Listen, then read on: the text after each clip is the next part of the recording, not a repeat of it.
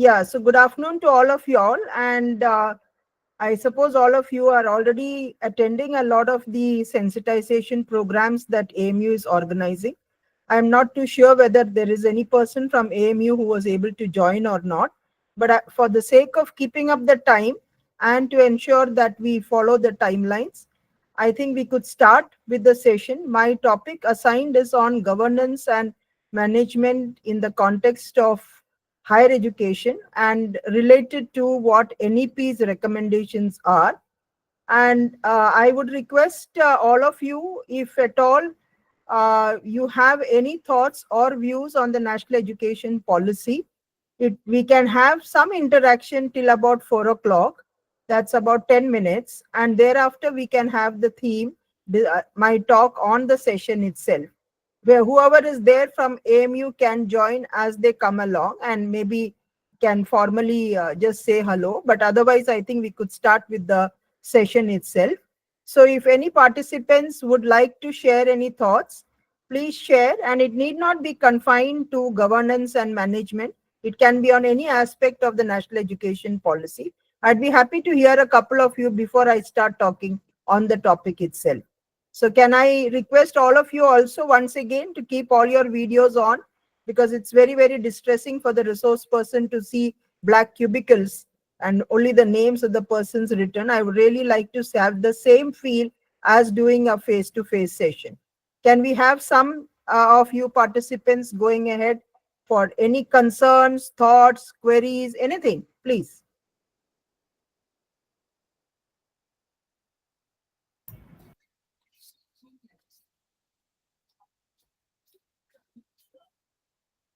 Ma'am. This is Yahya Ibrahim from Karim City College, Yeah. and we are organizing this workshop in collaboration with AMU.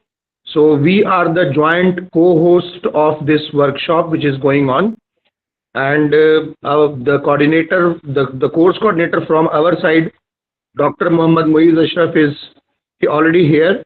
So may I request him to just start this session formally.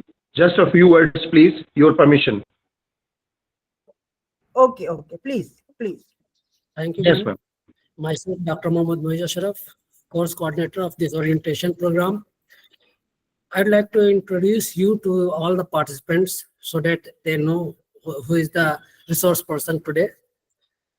Dr. Ashraf, that is not necessary. I am just the OSD dealing with the policy, and I was the secretary to the committee. Yeah, so I don't want to really spend more time on the introduction part of it. I would really like to know about your own college, which is coordinating with AMU. If you can say a few words about your institution, I'd be happy to hear that. Sir, ma'am, our college is a minority college affiliated to Kolhan University. And Kolhan University has adopted NEP 2020 from 2022. And our teachers are involved in syllabus making procedure. And we faced many problems because it is not very clear to us how to frame these syllabuses and syllabi and other things. So we are organizing. We have been organizing such type of programs in past also, and this is one step again towards to understand this NEP 2020.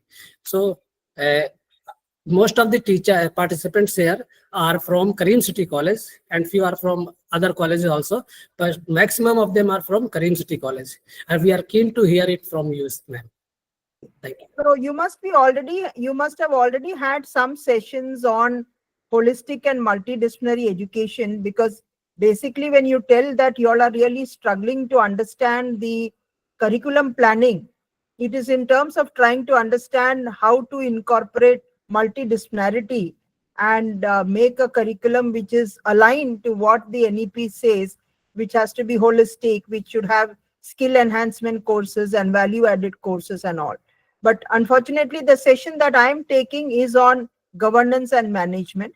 But nevertheless, if after my talk is over, so I won't wait for an interaction before my talk, I'll talk about the topic. And during the interaction, where I can stop at about 4:45 or so, we can have some queries which may be related to even curriculum planning and holistic and multidisciplinary education. in which case any of your doubts in that area can be. Incidentally, your college is only an arts and science college, or it also has commerce and any other stream? Arts, science, commerce, humanities, and other vocational courses, IT, CA, mass communication, many courses are running here. Okay, so that makes the task easier to really implement multidisciplinarity, because the limitations of educational institutions which are only having one single stream like commerce or arts or science, they find it difficult to build in multidisciplinarity.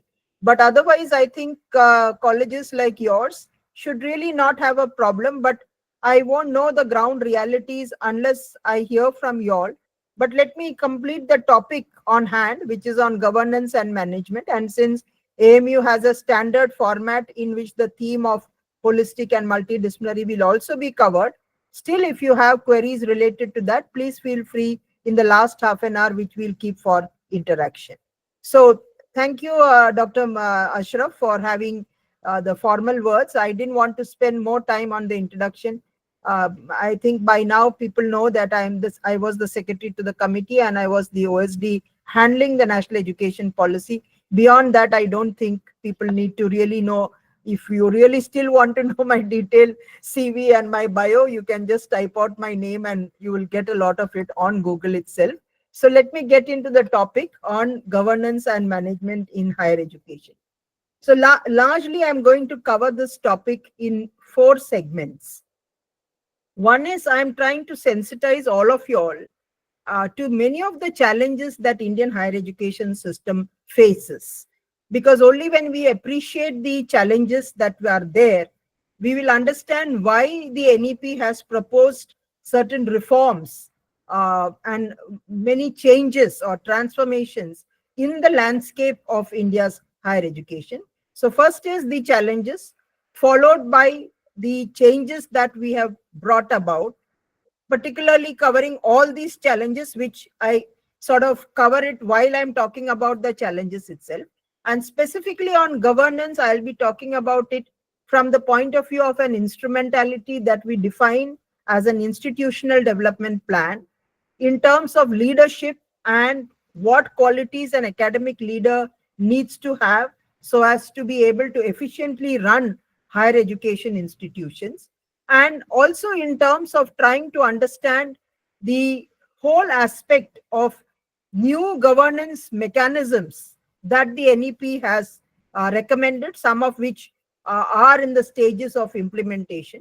And finally, a very short sort of an overview on the regulatory reforms that we are talking. So this is how it is segmentized, and starting with the challenges of India's higher education system. And once again, with a request that I feel very uncomfortable when I see videos off or your cameras off. I like to see the person's faces when I am taking a session. So I don't think you have a bandwidth problem. So please switch on the videos so that it is just like having a face-to-face training program or a sensitization program. It's very, very odd. If you are on this side, you will only see black cubicles. And those black cubicles are sort of very, very demotivating, at least for me as a resource person. And that's why I would urge each one of you, I can't force it on you, but I would urge each one of you to please switch on your cameras so that I can see the expressions on your faces as I talk on the topic. So India's higher education system, I think all of us over here are aware that it is one of the world's largest higher education systems. Quantitatively, we are a massive structure in terms of about 1,200 universities, some 48,000 affiliated colleges, 14,000 standalone institutions, 1.6 million faculty, and 44 million students. In terms of numbers, it's a huge scale that we are talking about. But the challenge that comes in is in the complexity of these numbers. The complexity comes in terms of the way in which the higher education system functions. And that emanates from the fact that as far as the subject of education is concerned, it is in the concurrent list of the Constitution of India. And India being a federal government, it becomes very complex to really think in terms of one size fits all. because you cannot have a policy that looks at only the national level, because there are institutions that come under different ownerships and different jurisdictions. So the fact that education is a subject in the concurrent list, and when I say 1200 universities for that matter, they are not all funded by the government of India. And therefore the complexity starts sort of kicking in from that point of view. Because, yeah, Nikita, that's fine. If you can't switch on the camera, I can appreciate that. Please don't worry about it. So the fact that there are institutions run by the government of India, which we describe as centrally funded institutions. Some of them are centrally funded technical institutions like the IITs and so on. And some are the centrally funded non-technical institutions like the central universities and so on. Then you have the state universities, which is forming the largest bulk of institutions. Then you have private universities, you have deemed universities, and within this whole system, you have another way in which you categorize as either being a unitary university or being an affiliating university. This is where the complexity of higher education institutions comes in. Unlike a corporate sector or an organization that we talk about, an industry or anything else, higher education institutions are very complex institutions. Complex because no one higher education institution is an identical clone of another institution. They are not replicated in the same form. Whereas business organizations or corporate houses are usually replicated forms of their own mother institution. Whereas higher education institutions are autonomous institutions. They vary in terms of their funding. They vary in terms of their geographical jurisdiction. They vary in terms of their governance patterns. These all add to the complexities. So the greatest challenge that we face is that we have something around 150 centrally funded institutions directly governed by the government of India, and not just by the Ministry of Education, but by 17 Government of India ministries.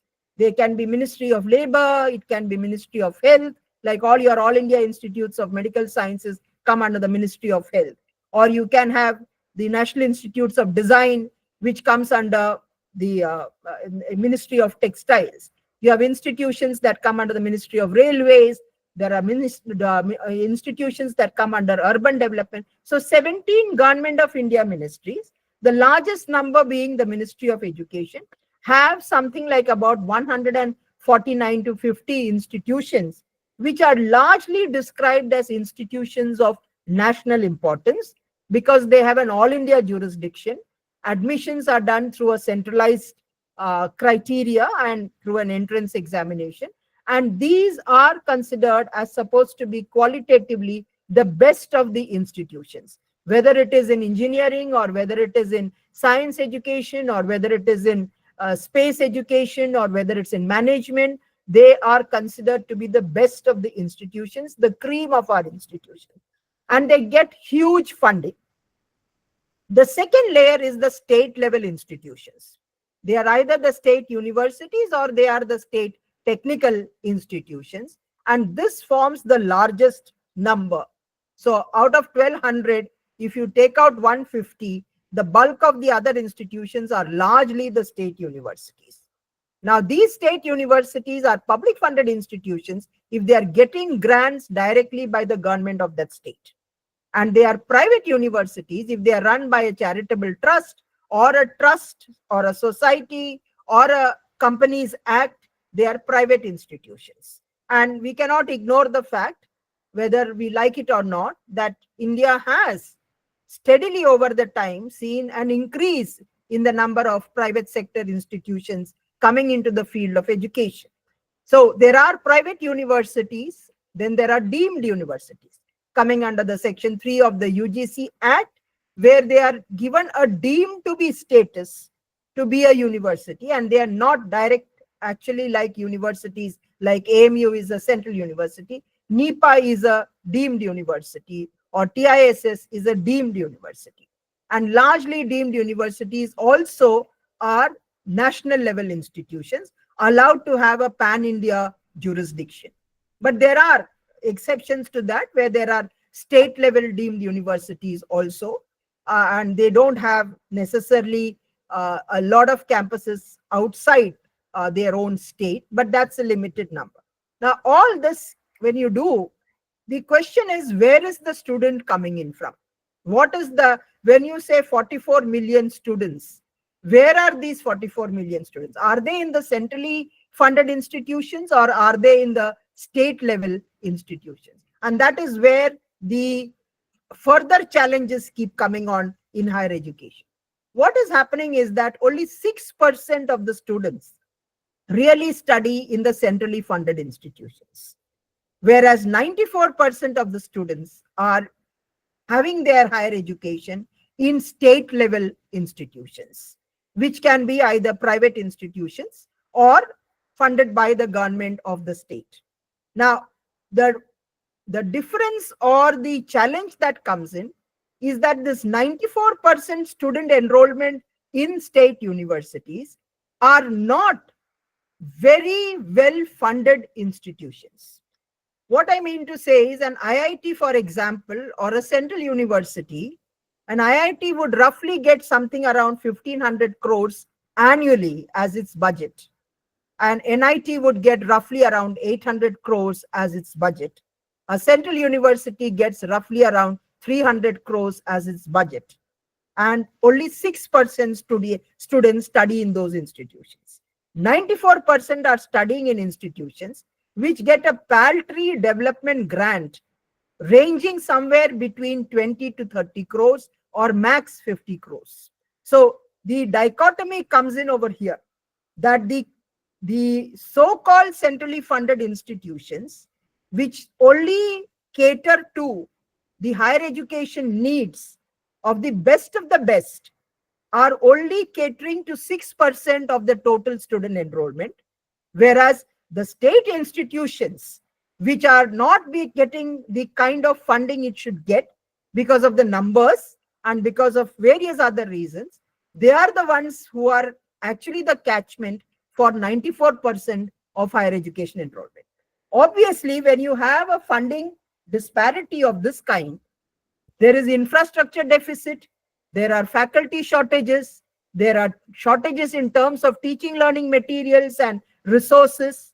I can see that except for Dr. Ashraf, all others seem to have switched off their videos and your cameras. And I, as I said, am pleading to you that please keep your cameras on. I don't think you get into your own classrooms to teach your students and draw a black curtain between yourself and the students, so that you're sitting behind a black curtain and the students can't see you. That is not the way we conduct. And therefore, don't treat online as being something which is just a very casual way of doing things. Let us try to have a very robust kind of online, and that is the same thing that should happen even when you're conducting online sessions. You must ask your students to keep their videos, and that's not for attendance, but that's more in terms of actually having a personal touch with the participants who are there, whether they are students or whether they are faculty trainees. Now, the 94% of students studying in infrastructure deficit institutions automatically results in what we may call poor quality of education. You cannot have quality coming in unless you have the minimum infrastructure, the minimum conditions of service for teachers, the availability of lab and library and other teaching learning resources, ensure that faculty positions are filled in. You cannot meet all these requirements unless you have proper funding. So the divide that comes in into the higher education, when we say that we are living in a sea of mediocrity with islands of excellence, and those islands of excellence are the centrally funded institutions. The sea of mediocrity is the large state sector of higher education. The reality comes in because of this huge funding disparity. The other factor is that the state universities are largely affiliating universities. Like our coordinator just mentioned, that there is an affiliated college to a university. whereas centrally funded institutions, be it central universities, are not affiliating universities. They are unitary universities with only one campus. Whereas when you have affiliation, the question comes in terms of it was there as a necessity, but today we see that as a very negative factor, because affiliating universities are unable to ensure that all the affiliated colleges maintain the same benchmark of quality and excellence. And affiliation itself is not limited to certain numbers. There are affiliating colleges, universities, which have as many as 1,200 affiliated colleges, 600. It is ranging somewhere between 300 to 1,200. A very huge, unmanageable number. And so to address this, what did we say in the policy? We really said that can we restructure higher education landscape in terms of actually not categorizing institutions by way of its organization or its funding or its jurisdiction, but by the basic function that it does. And what is the basic function of higher education? We look at it only from 3 points. One is teaching, which is knowledge dissemination; research, which is knowledge generation or knowledge production; and the third is extension or community engagement and so on, or social engagement as we call it. But leaving aside social engagement, the two major functions are teaching and research. So what we wrote in the policy is that, can we restructure higher education landscape or reorganize, restructuring the higher education space in India by categorizing institutions not as being centrally funded or state funded or private and deemed and so on. Let that be there for their identity. We don't want to deny that identity to an institution, but categorize them in terms of the functions. That's why we wrote the idea of teaching intensive universities and research intensive universities. So what do we mean by that? We mean that a university which is largely focusing on undergraduate education, but in some departments, because of their faculty strength and their possibility of doing research, they offer, some core departments offer masters, that is your PG and PhD and postdoctoral studies. So the bulk of the state universities really qualify to become teaching intensive universities. And a bulk of the others, which are research intensive, are those which focuses on PG and doctoral studies, and in some of the areas or some departments, they offer the UG programs. A bulk of the central universities really come under that category. Institutes of science, the IITs, they all come under that category, where more focus could be on their masters, though of course IITs offer their BTech, no doubt about that. But we call another nomenclature as being called as multidisciplinary education and research universities, which combines both teaching and research together. So under the PM Usha funding that we are talking about now, which earlier used to be called RUSA, we give funding to become multidisciplinary education and research universities, meaning that you will offer multidisciplinary education which covers both undergraduate, PG and doctoral, so that you are in a certain sense like AMU and many of the other centrally institutions like BHU and Jamia and so on. You are basically comprehensive universities. So MERUs is nothing but comprehensive universities, and we are just using a nomenclature of saying that we will call them as multidisciplinary education and research universities, calling them as MERUs.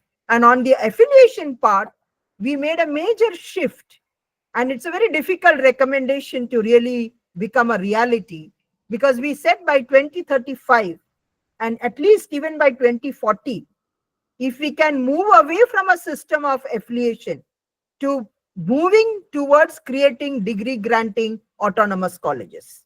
Now, the question that may come to your mind by the numbers I told you, I said there are 47,000 affiliated colleges. Is the policy suggesting that we will have 47,000 degree granting colleges? No, please don't misunderstand it. I am not saying by 2040 that India will look at having something like 48,000 degree granting colleges. No. A number of these colleges may have to come together to form a cluster and become a cluster university. Some colleges which are already affiliated but are declared as colleges with potential for excellence or already having autonomy and given autonomous status can move to become teaching intensive universities. So we will see a total shift in each institution, that they will relook at their own institution's capabilities to either become a degree granting autonomous college, and that is also not overnight. We are saying a long period of about 15 years where that institution will sort of accumulate for itself or acquire for itself certain strengths by which they are able to acquire academic administrative autonomy through mentoring, through hand-holding from the host university, making or ensuring that they meet with the requirements of quality assurance, which we normally talk in terms of accreditation, ranking, and so on. And over a stretch, they come in through a graded autonomy, not a full-fledged autonomy, but gradually move in, either come in first with academic, then come in with administrative, and then come in with financial. And that financial autonomy is the one we are very scared about, because we start thinking that no, we will stop getting grants from the host university and we have to become self-sustaining ourselves. And that is a very frightful thing, because as institutions, we do not know how to raise revenue.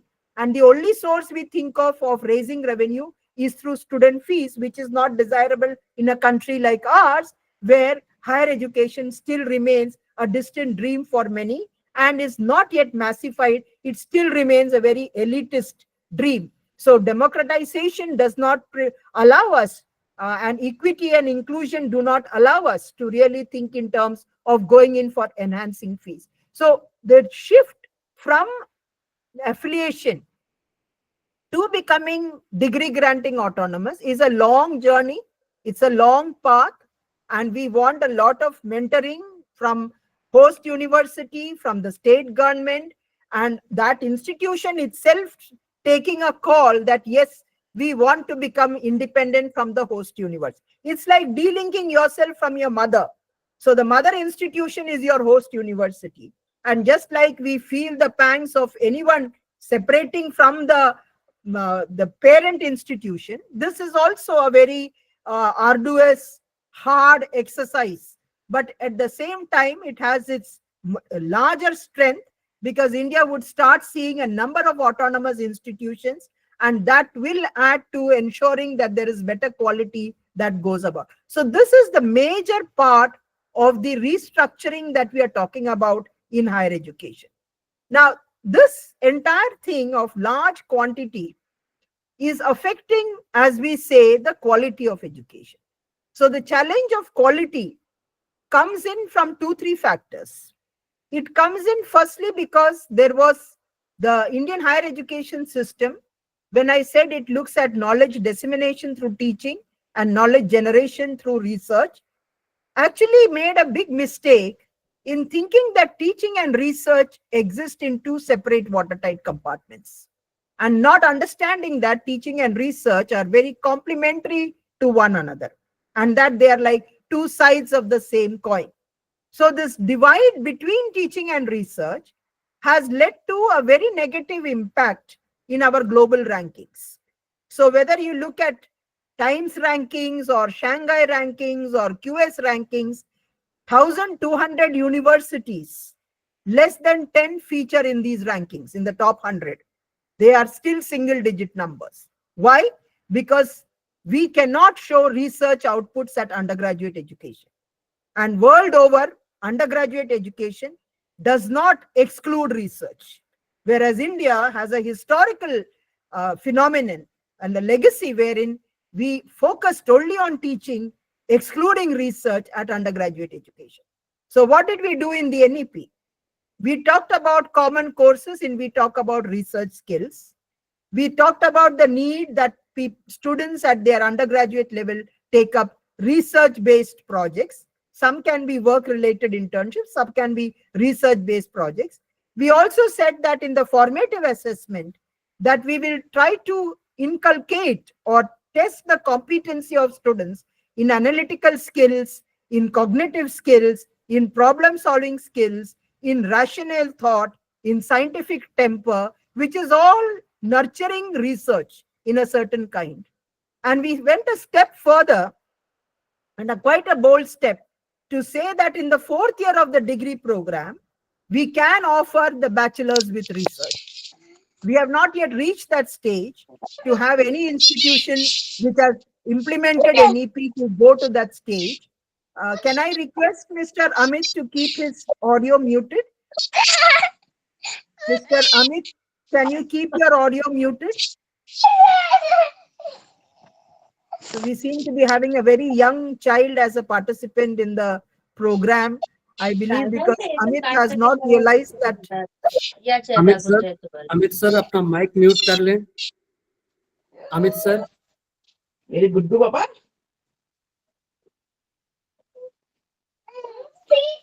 आप अगर admin हो तो आप mute कर सकते हैं doctor Ashraf. मैं नहीं. Are you the admin? यहाँ से. Are you an admin? No, ma'am. I'm not admin.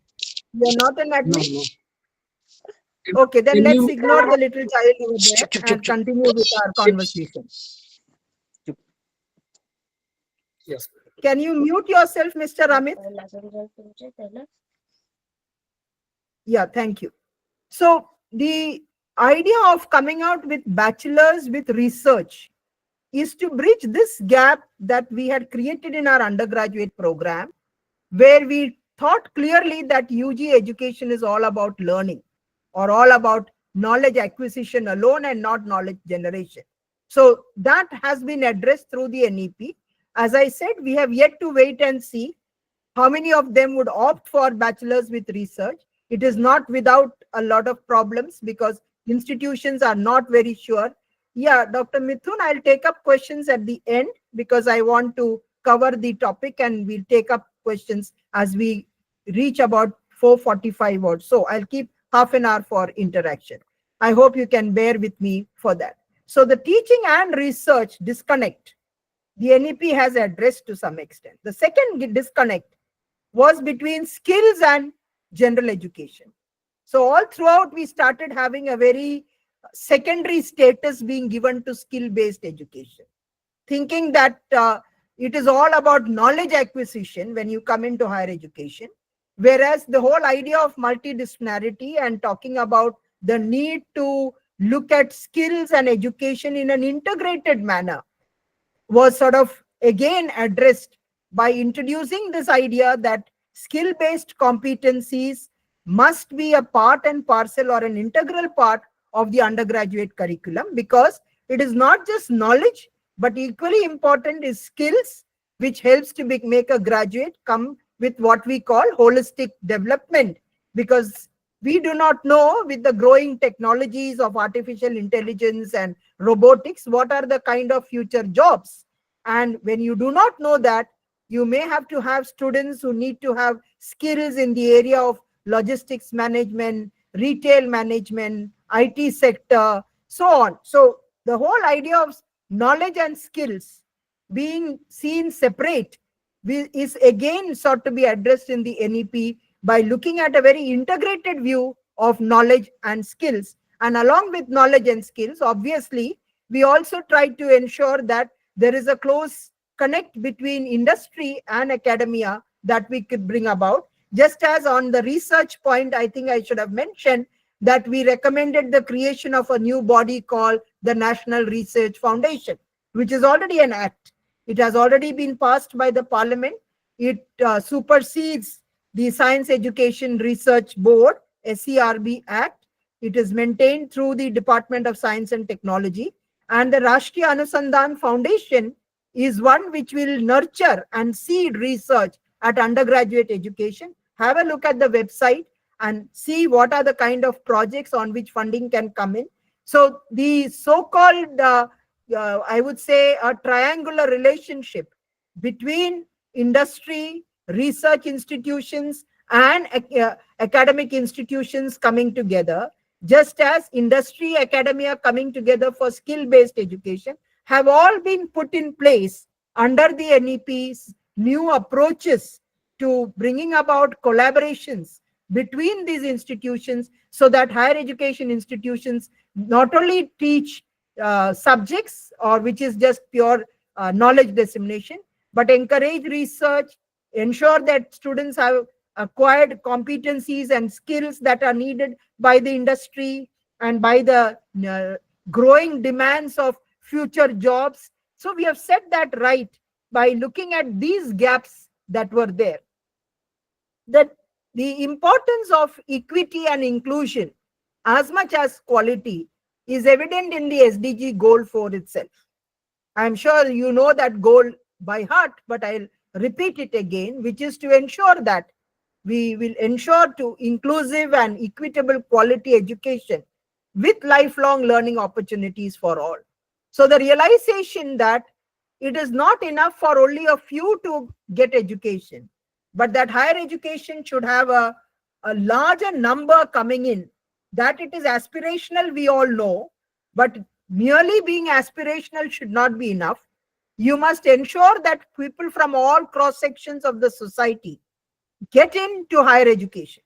And that is how we talked about the idea of reducing regional, social, economic disparities in higher education by firstly setting a target of a GR from the current 28% to reach 50% by 2035, which means that in terms of absolute numbers, we will move from something like 44 million students to about 80 million students by 2035.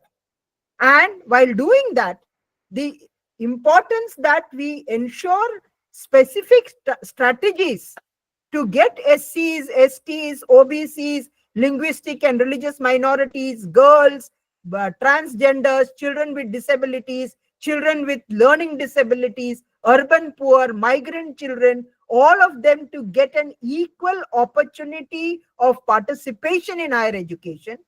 Interventions have been provided, like setting up gender inclusion funds, social inclusion funds, setting up special education zones, providing scholarships and free ships, and both public and private institutions to ensure that they will do all these measures for equity and inclusion to provide equal rights of opportunities to all cross sections of the society. So while independent India since 1947 is trying to articulate that we must make school education and higher education accessible to all, the limitations come in through various ways. In higher education, for example, one more change that we did is to offer higher education in regional languages. So independent India offered higher education only in English, thanks to the colonial, let us say, the history of our colonial rule by the British. But the fact that India speaks as many as 200 languages, and that the Constitution of India in its 8th schedule has 22 languages listed out. And if you hear the number of dialects we speak, it's a mind-boggling 1,680 dialects. Now, those who come from the rural areas, who are having their school education largely in their own regional languages, do not join higher education for one reason, that it is offered in English medium. Therefore, as a measure of equity and inclusion, we said that let us allow higher education to be conducted in bilingual mode or in regional languages. So today you have the NEET exams, the JEE exams, the CUET exams, all being conducted in as many as 10 languages. We have a translation and translation mission that is happening, which is translating written material, e-content into regional languages, which includes textbooks and reference materials and so on, so as to make this measure of equity a reality. We really feel that this would be a game changer, and that those children coming from rural backgrounds with an agrarian background who are feeling deterred about joining higher education will start coming into higher education. But while saying that, let me put a caveat to that, that it is not at the cost of reducing the importance of English language. So that is why the undergraduate curriculum has a particular category of course which call as the ability enhancement course, which is for language ability. The next challenge that we are dealing with is in the terms of use of technology, like we are doing right now. COVID accelerated us to use it, but let me be very clear, as someone who does online training sessions, the fact that you don't even feel the need to switch on videos is reflective of the fact that we are not prepared as teachers, at least, to really look at models of learning which looks at technology integration. So using technology as part of our regular classroom transactions and moving towards hybrid models of learning, these are the ways in which technology enhances the learning experiences. It enhances or helps us to simulate learning. It enhances many skills that our students need to have. The fact that we are as faculty not equipped for that is actually one of the stumbling blocks which is going to impact the outcomes of our higher education. But saying that, the challenge is there. We wrote 2 specific chapters on digital learning and online learning, on creating massive open online courses, on looking at digital divide, on looking at using integration of technology, not only for teaching, but for data management and for administration, for a very efficient system of higher education. The next challenge that we are talking, and therefore along with that, we talked in terms of strengthening open and distance learning, virtual universities, digital universities, going in for massive open online courses through Swayam, UGC allowing up to 40% of the credits can be done by students through online courses. So this is all a wave of changes coming in to address this technology deficits that Indian higher education institutions are actually plagued with. And that really comes because all of us as faculty come from a generation where technology is something novel to us. Whereas the students we are dealing with, technology is second nature to them. And that gap needs to be addressed, which is what we have done. And we also recommended setting up of a National Education Technology Forum, which is also being set up. AICT anchors it, and that is to ensure that we are not reinventing the wheel and spending time and money doing the same exercise over and over again, but we are drawing all the technological resources, all the training resources under a common head, like Diksha for the school education. We are talking about it through the NETF, where UGC through its centers like MMTC centers conduct these kind of online sessions for ensuring that larger number of faculty without having to really take official leaves from their institutions can attend training programs of this kind. The next challenge that we face, and where I must say, as someone who is a teacher going into the ministry, and where I have seen the brunt of how the bureaucracy looks at teachers, is the poor quality of our learning outcomes in higher education. So the entire bureaucracy, whether they come from the state or from the center, firmly believe that higher education faculty are unprofessional in nature. And I say that with a lot of angst, because I really held the fort to say that you can't make a general statement that all higher education faculty are not worthy of becoming teachers and they are not good at teaching and so on. Whereas this was a sweeping judgment that was generally felt by the government for various reasons. They felt that we took up teaching as a profession because we were not good at other jobs. They said that we don't have the kind of professional approach because the quality of our graduates are unemployable, and who can be held responsible but the teachers. So what we have tried to address is to firstly say that teaching is as much a profession as much as any other profession, and that teachers must be provided minimum working conditions. Understand that the criticality of the role of the teacher needs to be as much as like a bureaucrat, with training, continuous professional development, leadership development, minimum working conditions, their own career growth and advancement, and so on.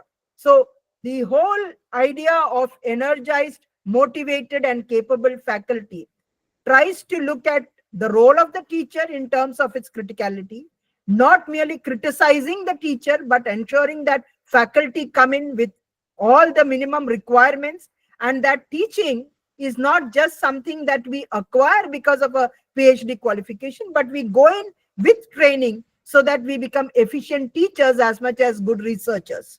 And for that, you must have a culture of continuous training and retraining and capacity building and continuous professional development, including leadership development. And that you must also ensure that faculty have a clear career path and a career progression path where I may join in as an assistant professor, but I have avenues to go on to becoming the head of the institution as the director or the vice chancellor through a very, very scientifically and rationally created career growth pattern. So this is where the UGC needs to start looking at career growth of faculty who are stagnating, ad hoc teachers, contract teachers, putting teachers to a lot of administrative duties. These all need to be done away with, and that is what the policy has articulated. Much needs to be done on this front, I must say that, because still the condition of the faculty, say a department, we are talking about multidisciplinarity, and if the faculty shortage itself is there and you don't fill in the post, then obviously the faculty who is there is overburdened and there is likely to be a dip in the quality. So ensuring that faculty positions which are vacant are filled in a timely manner. This entire set of recommendations have tried to look at these aspects.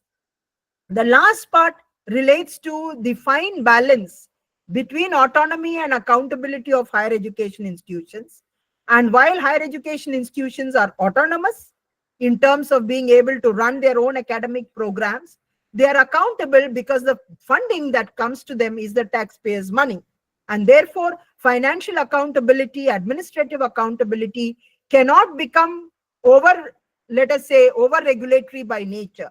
And there is a fine balance between what you can't breach that line, but you ensure that, the public probity is there and so on. And the last part is on the poor funding of higher education and the need for higher education institutions to look at ways in which they can generate revenue, maybe through alumni funding, industry collaboration and industry corporate social responsibility, CSR funding, outsourcing ancillary activities like running transportation, buses, mess facility, hostel facilities being given to industry, because ultimately higher education students are going into industry, and therefore there is a responsibility from industry to meet with some of the expenditure that higher education institutions must bear with.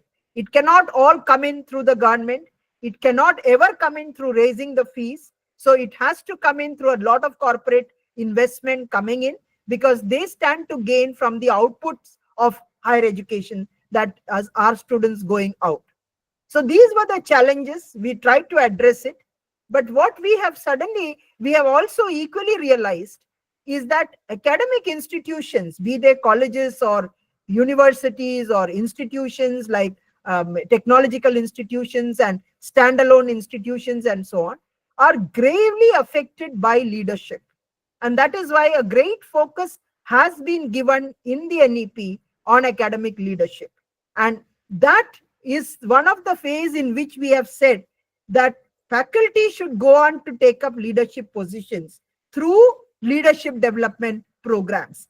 And when I say leadership development, as in my old avatar in the ministry, we used to handle a program called LEAP, and AMU itself has a Center for Academic Leadership and Education Management, where we are looking at certain skills that faculty must develop when they go on to take up leadership positions.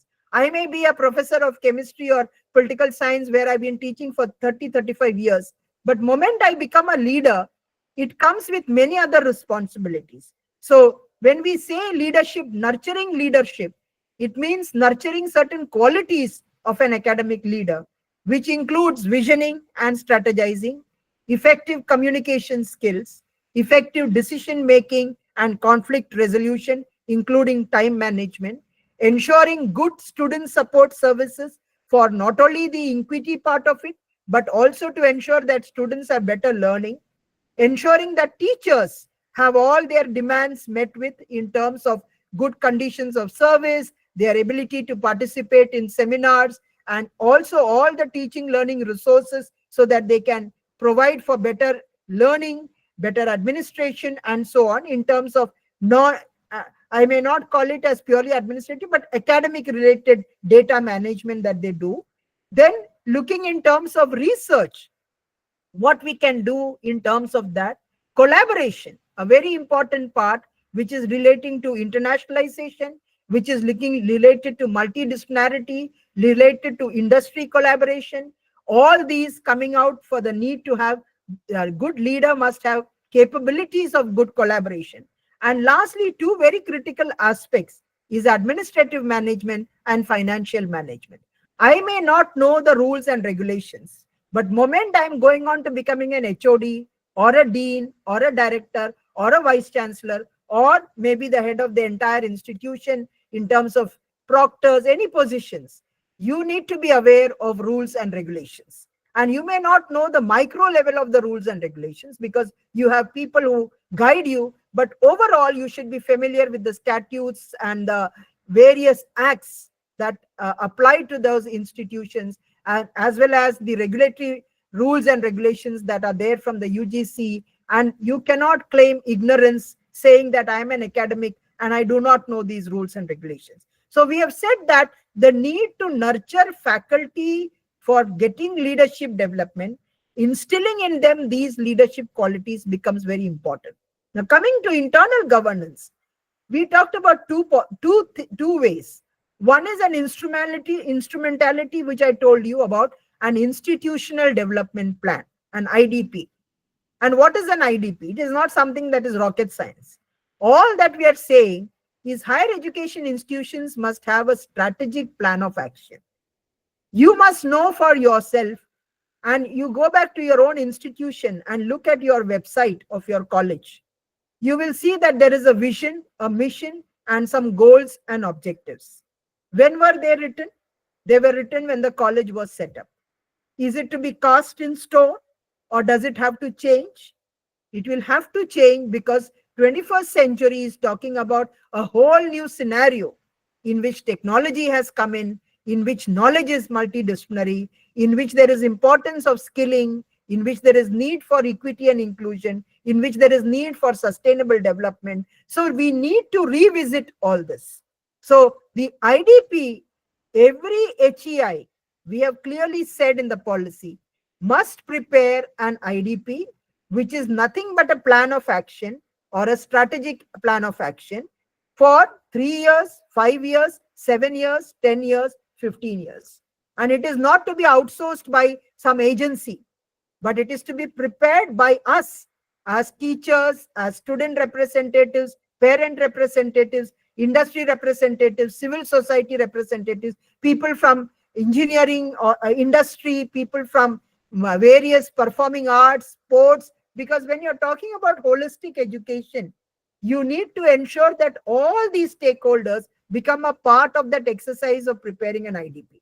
And once that document is made, and I'm not telling that you can do this on your own because there are UGC guidelines which tell you how to go about it. One is that it helps all of us to identify what are my own institution strengths. So there is a SWOT analysis that we undertake. What is our strength, weaknesses, opportunities, challenges, or threats?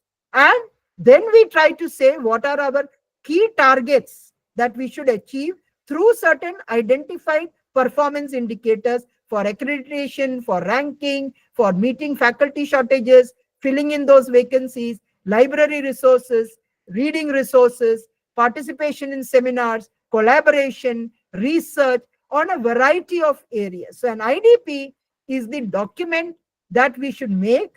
It is not a document that you make as a one-time exercise and throw it in some archival material, but a living document that you keep referring to identify the milestones that you reach and understanding what prevents you from reaching those milestones and reworking out the pathways to achieving it. So go through the UGC guidelines. You can even Google. I have written a chapter for a book on the making of an IDP. This is the most critical internal governance exercise that we can as faculty do and participate, so that our institution can move from a college to either becoming a degree granting college or to becoming a teaching intensive university, because we will envision for ourselves where you want our institution going forward. Just as I talked about an IDP, on the internal governance, we have said 2 or 3 things. One is that already we have an academic council, a board of management, or an executive committee, or a senate, a court, and all that. But these are all bodies which somehow seem to be taking up more of our energy within the institution and not really looking at a way forward.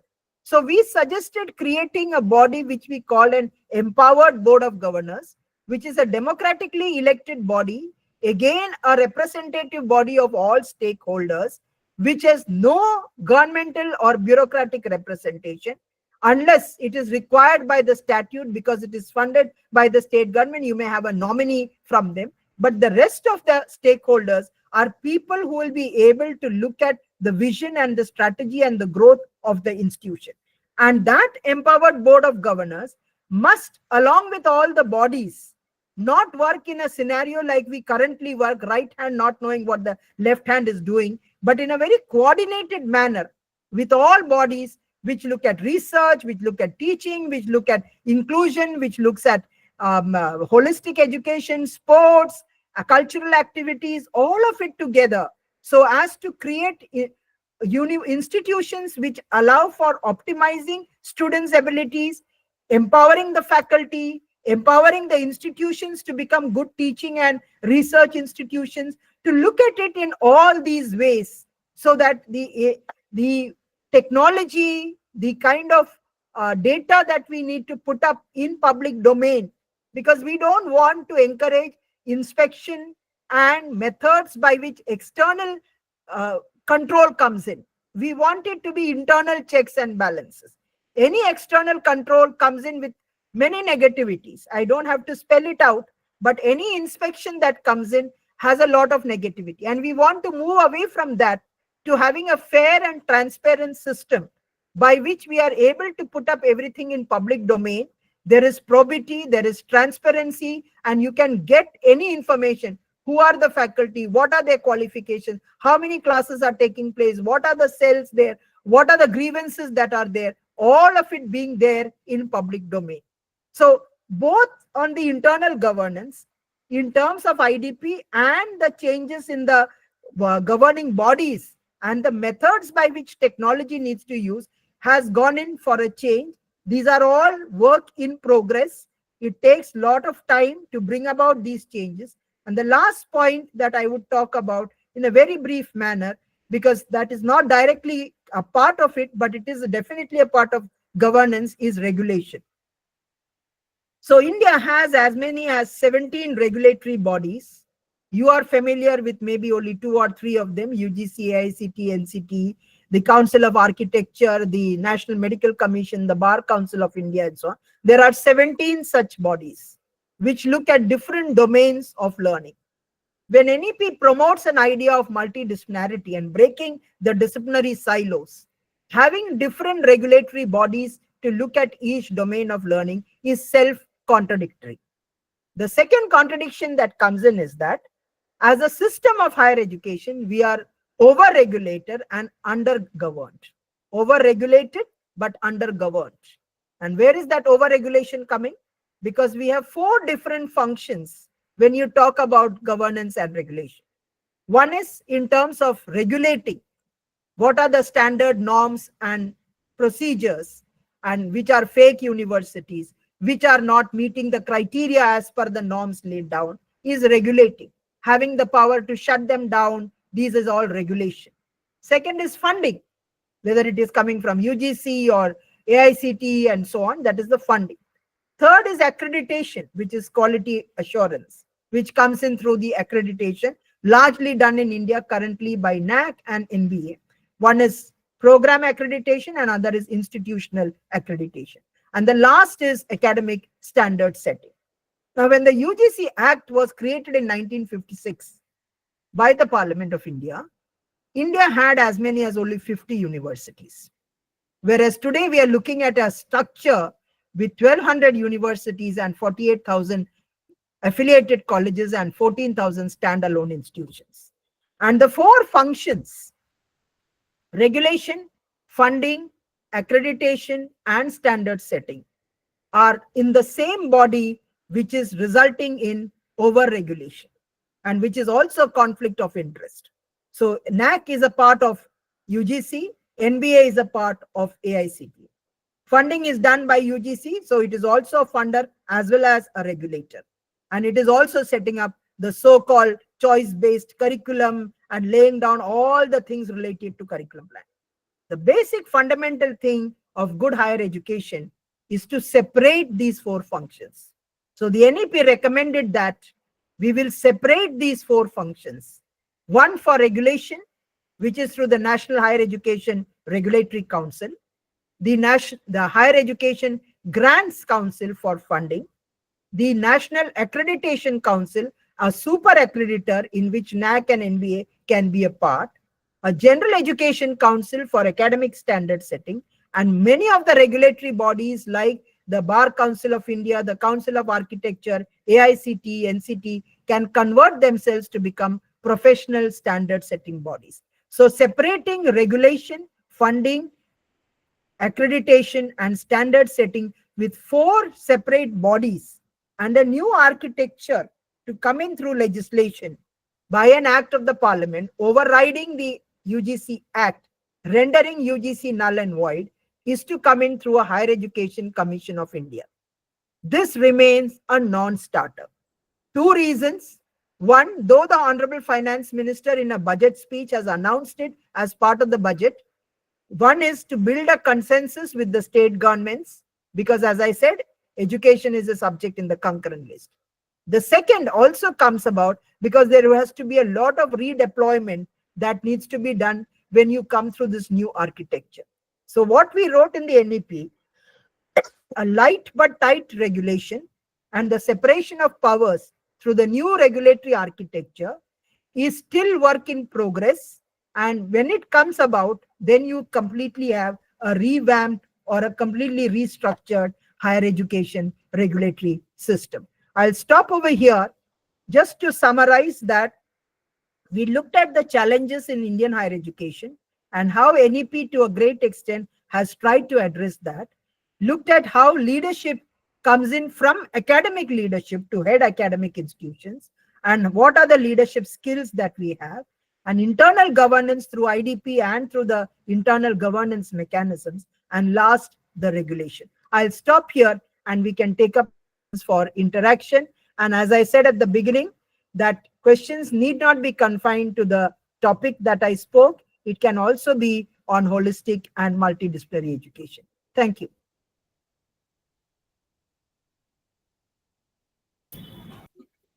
Thank you, ma'am. Dear teachers, if you have any questions to ask, you may ask your question. We have still half an hour to go. And 5 minutes. I think there was someone who raised the hand. I think, was it Mithun? Mithun Biswas, sir.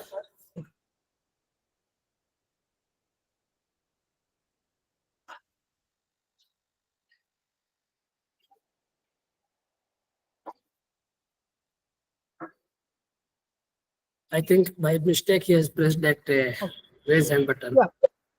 Any observations you have? As I said at the beginning, I am very keen on knowing what challenges you people face on the ground level.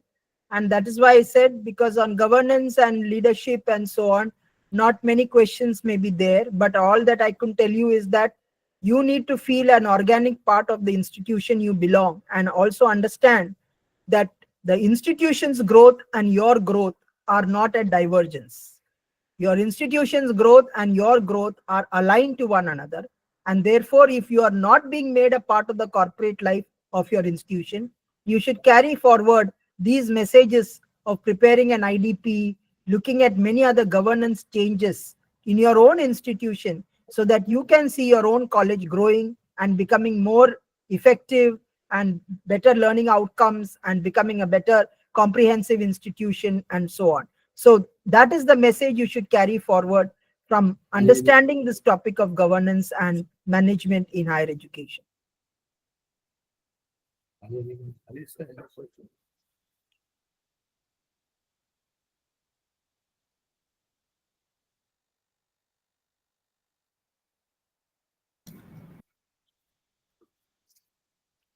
Ma'am, I think we have a problem with that. I didn't get you. We have a problem. That is with how to collaborate with industries as a college, as a affiliated college. How do we collaborate with the industry and integrate our course with them? Okay. So basically, you need, let me first clarify that collaboration not only with industry, but collaboration with other institutions is all becoming all very important in today's 21st century learning ecosystem. For industry, firstly, you need to have collaboration. Unless sir, आप mute कर लीजिए. Unless sir. Yeah. For industry, first and foremost, you need to have a mapping to know which are the industries in and around your institution in a radius of, let us say, what, 15 to 20 kilometers. That should be the radius that you should have. Which are the industries there, in what sectors? Then you can have two types of collaboration. One is in terms of doing the skill enhancement courses, which we are talking about. And in your undergraduate program, let us say you have, can you tell me which are the industries in and around your area? Some idea? There is steel plant in Tata Steel, and Okay. there are many. Aditpur Industrial Township is Okay. full of So once industries. you have it, so once you have so many industries around, the question is, first think in terms of what are those skill-based courses that you can offer with the industry collaboration. Because all the skill enhancement courses is not to be taught by you and I. It is not UGC appointed faculty who take skill enhancement courses. All skill enhancement courses should be taken by people from industry. It can be related to logistics management, supply chain management, retail management, IT sector, agribusiness management, manufacturing sector, micro industries, small industries, and so on. So all skill-based courses that you want to start, you start by collaborating with industry. You can yourself ensure that in your college, somebody who is dealing with any area, ideally we would like someone who deals with commerce or management to be a nodal officer to take care of that collaboration. But that is only for very large institutions we talk about a nodal officer. Otherwise, in the own discipline that you teach, you need to identify what skill enhancement course, go and talk to the PRO who is there in the industry side, say that our college wants to offer this kind of a course, we like to collaborate with you on this area. The other is for research. Very high-end kind of industries which are there, take up high-end research in areas that are necessary to improve maybe many things. Maybe the quality of manufacturing, maybe a kind of a solution that they want to bring about. So research chairs can be set up, or they come in for research collaboration with us. And the third is, of course, for internship. Internship not for science, social sciences, not for arts and humanities, but wherever it is management or wherever you have applied sciences, you can think of internships for students. So there are three possibilities of industry tie-up. And the other collaboration that I am talking about is because of funding. So all industries, please understand, whatever profit an industry gets, They will not be taxed if they use it for development of education. They get a tax benefit. So they have what they call CSR funding. And this can be for running college buses. It can be for running your mess. It can be if you have a hostel for providing that. It can be even in terms of supplying certain ICT materials like computers. So collaborating with industry under their funding for CSR fund is the other possibility that you can look at. So these are some of the possibilities of collaboration. The question is of being able to move out of our institution, and it doesn't happen very fast. You have to continuously negotiate with them, talk to them, establish that, and it takes some time. But unless you make a beginning, you will not be able to get it. So identify, then start the dialogue, decide on which area, and then go ahead. And I'm sure you will be able to make at least some beginning with the, once you do that, many other industries come to know that this college is looking at these kind of opportunities, and they will come. And always conduct guest talks by people in industry. Guest talks by industry is the first thing that you can easily do, so that people understand, our college students come to know what are the kind of skills that they need when they have to go out for looking for jobs. So calling for these people to take in some guest lectures and coming in and giving expert talks is a very encouraging thing for our aspiring learners. Thank you, ma'am. And what about Mahesh भाई, मैं भी कुछ पूछ सकता हूँ महेश भाई? बिल्कुल बिल्कुल पूछिए. Madam, Yes, please. very much confusion. I mean to say oceans of confusion. Do you think that the governance and management of higher education, do you think that the governance and management of higher education as envisaged in New Education Policy 2020 is very confusing the students, or is it a great booster as far as higher education is concerned? Will it encourage higher education, or I think it seems to be the jack of all, master of none? No, are you talking about governance, or are you talking about holistic and multidisciplinary education? Governance and management has nothing to do with syllabus. Yeah, okay. So you're talking about holistic and multidisciplinary education. And let me also take Mithun. I think Mithun has also raised hand. Has he got a similar question? So that I can club it together. Mithun has again raised his hand. Can you ask your question, please? Okay, so let me address what Dr. Ali is trying to say in terms of whether the revised undergraduate program will create a jack of all trades and a master of none. I don't want to put a counter question, but the fact that Indian higher education graduates, 40% of them are not worthy of employment, is itself a very critical view that we are getting.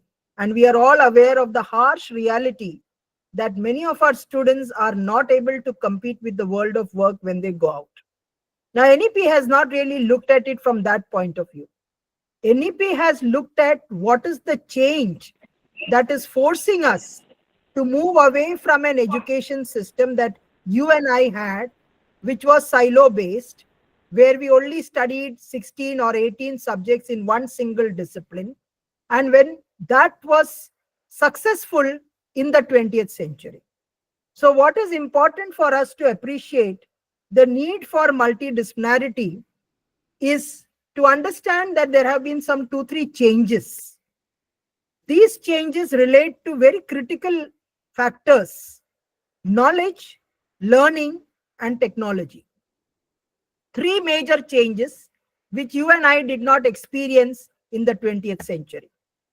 When we were studying a given discipline, basically a knowledge discipline was seen as something insular by nature.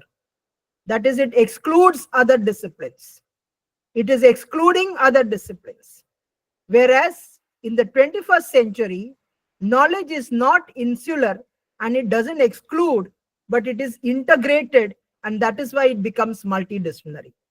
So we cannot afford to give our students education in one single discipline, because the need for students to have multiple discipline exposures arises from a nomenclature, and you can Google it even as the session is on or after the session, that a graduate of today, unlike a graduate that you and I are, we are I-shaped graduates. Whereas a graduate of today is expected to be a T-shaped graduate. Not only having disciplinary depth, but also having multidisciplinary exposure, multidisciplinary, multi-skilling competencies. So the world is looking at, it is not our choice. It is not the choice of Kasturi Rangan or the choice of Shakila or anyone. The world is looking at a kind of a graduate who is having multidisciplinary knowledge, who is having multi-skilling, who is multi-competent, because the nature of a graduate is no longer a silo-based graduate. Learning also is not just learning skills or learning knowledge, but also acquiring skills.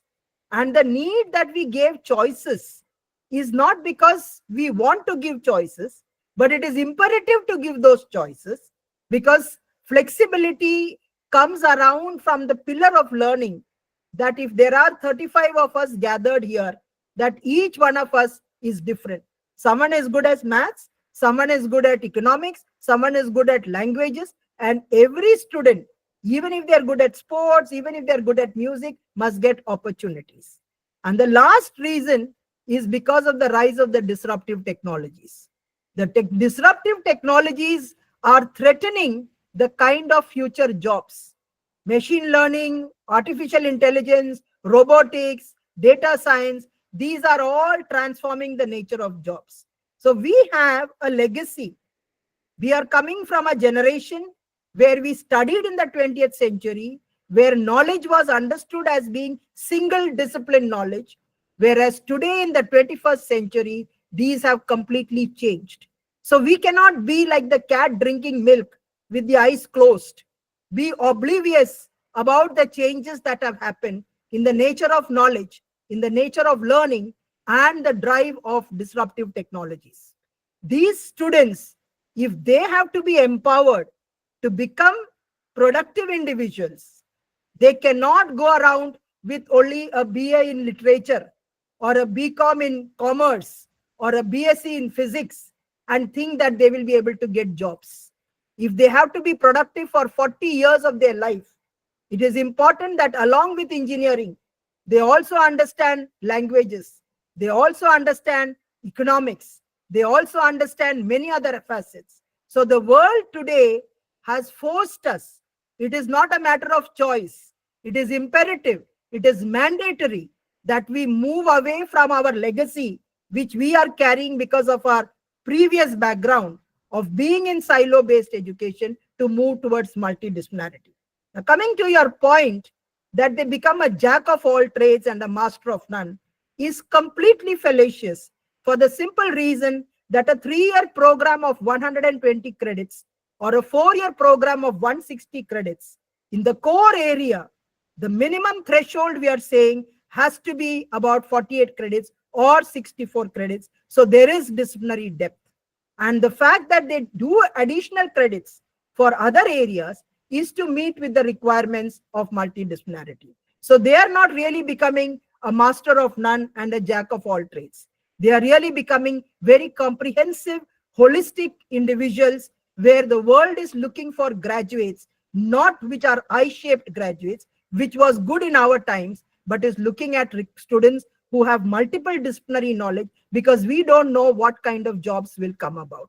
So it was not a matter of choice.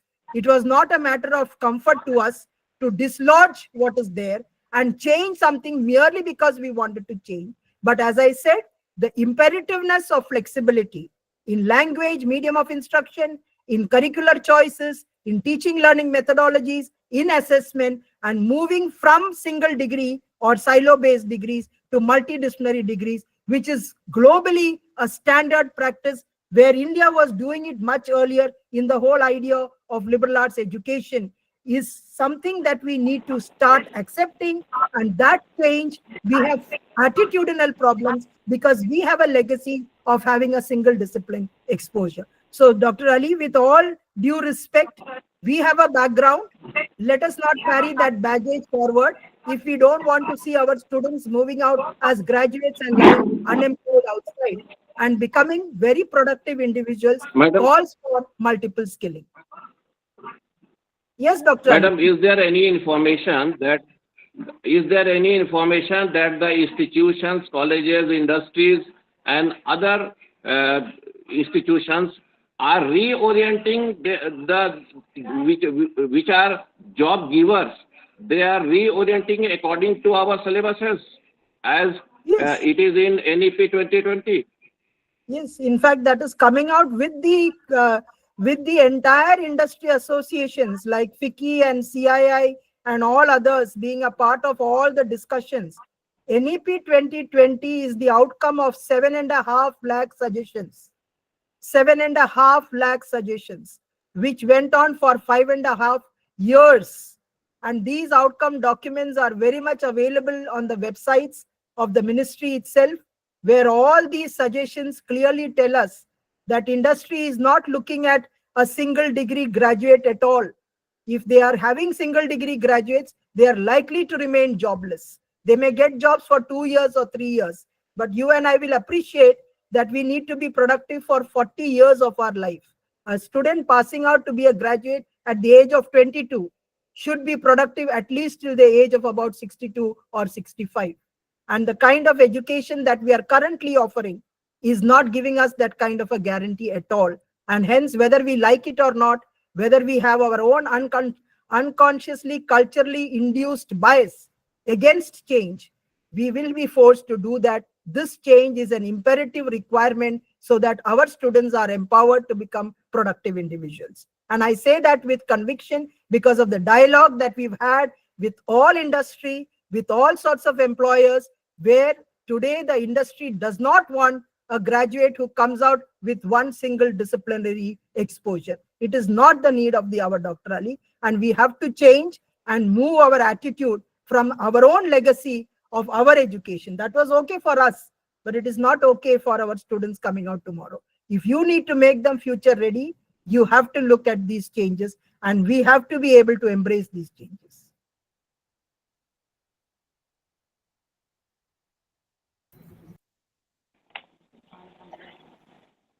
Okay, thank you, madam. Thank you.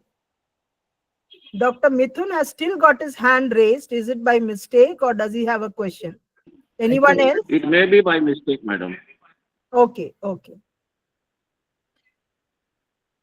Ma'am, it has been observed that the students who have taken admission in science stream and opted for multidisciplinary, suppose history, he's not doing well in history. He usually fail in history because it is from matric onward, he has never studied history. And now So don't force the student to take history. No, but we are not forcing students to take subjects which they don't want. Don't force students. I am talking about he is not liking to take any art subject. He don't want to opt for arts or commerce subject. Then no. So for engineering students also, we need to conduct very clear induction meetings. They may not do well in history for one very simple reason. History is a very difficult subject for an engineering graduate to do actually. Whereas if they were to take up things like economics, or they take up things like law or accountancy, these are things that they can, anything which is slightly quantitative by nature, but at the same time not related to engineering, is the options that you should give. Subjects like history, literature may not necessarily appeal unless the student has an interest in that area. So you must give your offerings. Then if you find that history as a subject is being offered to engineering students, you must make that change in trying to offer it either as commerce or as economics or any quantitative subjects which are in areas which are connected to maybe pure sciences or so, but not necessarily physics, chemistry, and mathematics. It has to be other than that. It can even be agricultural economics. They may be able to relate to that. or they can study law, which is related to engineering, or they can study, let us say, business laws for that matter. So don't give them history. History is unlikely for an engineering student to do well. Ma'am, actually, in our college, suppose there are only few, we have only few subjects to offer, because we have only teachers for those subjects. You are talking about other subjects, those are not taught in our college. So we have to offer him from the... No, that is where the mistake happens, Dr. Ashraf. The UGC guidelines on transforming institutions into multidisciplinary have made out a very strong case aligned to NEP that colleges must start collaborating with other colleges in nearby vicinity so as to make multidisciplinary course offerings to students. So if you confine to your college, you will not really become multidisciplinary. You must enter into an MOU with other institutions. Please go through the UGC guidelines, transforming institutions into multidisciplinary institutions, which talks about entering into a formal MOU with another college offering in another stream of education so as to make multidisciplinarity a reality. These are, as I told you, not very easy because we have a mindset of only looking inwards and not outwards. And therefore, to think of collaborating with other institutions, we feel sometimes that our identity will be lost, whereas in the process, our students will not get the benefit of multidisciplinarity. So please start looking outwards, collaborate with institutions around. It can be in agriculture, it can be in commerce, it can be in law, it can be in many other areas that help students to get more multidisciplinary subjects without your college losing anything of your identity and your strengths. I think you and Dr. Ali are the only ones who have asked. Can I get at least one female participant to ask a question? Okay, ma'am. Assalamu alaikum. This is Farah, ma'am. I teach in Women's College, AMU. Ma'am, my problem, what we face as a teacher, like in NEP, I have read that students are not allowed to write in Hindi or Urdu language, their answers. They are not allowed to write. But many students are facing problem. Absolutely wrong. Okay. I told you about multilingualism. We are conducting entrance examinations in 8 to 10 languages. So there is no restriction. But one of the ordinances we have read here, which is on our website, that students cannot write in Hindi or Urdu. No, it cannot be done at all. And we have said that the student should be allowed in any language as long as there are faculty who can read that answer and correct that answer. Not only conduct the exam, but also conduct the class. If you are faculty, for example, yourself, if you have good strength to speak English and Hindi or English and Urdu, you should be able to be allowed to take bilingual classes. That we did, ma'am, but actually this year we followed it very strictly. Students should not write in any other language except for English. No, I think that is a very wrong interpretation. And if your college has brought any ordinance, you should bring it to the notice of the authorities concerned. It is against the UGC guidelines, and UGC guidelines explicitly say that students should not only be allowed to take classes in languages, entrance exams are being conducted. So how can we deny the students the benefit of writing in other Indian languages? Yes, ma'am. Yeah. Okay, ma'am. Okay, then we will be flexible. Yeah. Yeah, ma'am. Okay, thank you. Any other question, Dr. Ashraf? If not, we can wind up the session. Thank you, ma'am. I think no more questions there from any participant. That was